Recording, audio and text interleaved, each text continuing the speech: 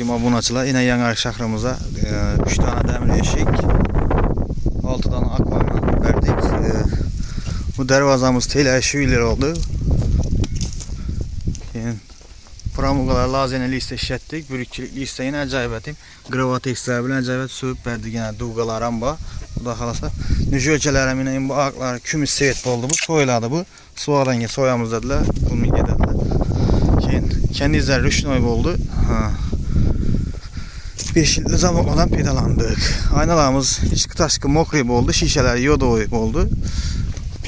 İçki taşkı köçe tarafı mokri, içağın tarafı ak boladon oldu. Bu 4 tane şunnim oldu. Arka tarafımız ak oldu.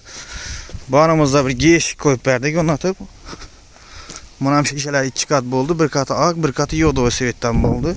Bağım şu 5 yıllık zamanladan oldu. Bu nücökeler hem kümüs sevetten oldu.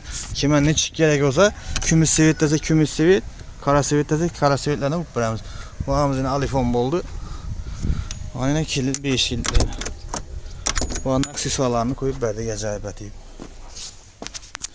Pinalarına acayip deyip soğup verdik. Bu arka taraftan gösterişleri karamela. Bu anımızdan yine bir geçik onu atıp verdik. Arka tarafı bağını.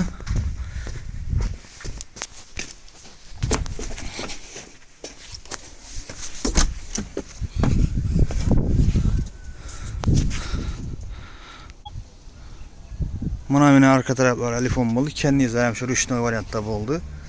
Bunam seveti kümüs sevet oldu nücökeleri. Bunam şu gravateksler urulup nücökeleri basıp acayip etip verdik. Bunun yan başında ayna düşadığım oldu. Üstüne düşmedi. Onda içine şişe sağız onlatamız. Bağımız ak oldu. Şişelerim yodo sevetten oldu. Ak 7000'den faydalandık akvara. Bağımızda yine bir aynamız. Kime şimdi istifadlı hizmetle gerek olsa ekranda benim telefonla koyamız bağlanabilirsiniz.